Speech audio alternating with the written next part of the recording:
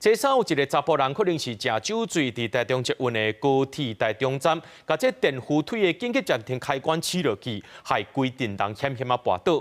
虽然这个查甫人是当场落跑，不过10时呢是有去撞到人。另外6月有民众通报讲，有旅客对天桥摔入去铁轨路，那刑控中心去查，发现讲是这个人讲白贼，目前也甲这个乱通报的人移送法办咯。 警方会同台中捷运人员，甲这查甫人查落，也对伊来说明原因。高铁台中站，然后有按1号电扶梯，导致他停机这样子。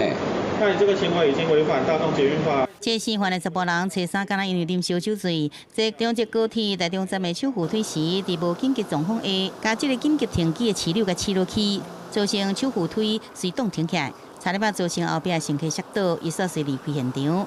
但是透早，伊搁再坐捷运的时阵，捷运公司经由卡片手机通报，发现伊的行踪，随即通知捷运警察甲查落，并且依照违反这个台中捷运法，该开罚1万块。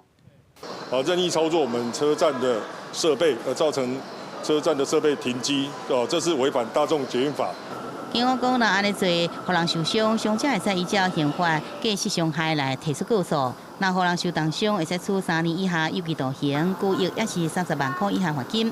另外，伫6月底，刑控中心也接到民众通报讲，有旅客对市政府站跨过天桥，爬落去铁轨路区。刑控中心实施暂停列车，不过经过现场的检视，搁会看这个监视画面，认为是乱报的。 哦，这样很不应该啊！为什么要这样子呢？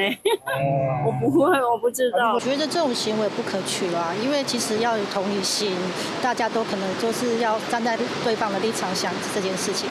警方伫7月找到25岁4单的查甫人，到案说明，伊才违反社会特殊危害法函送。中捷讲，当班列车影响2分钟了后正常发车，也甲警方加强暂缓遵守。记者综合报道。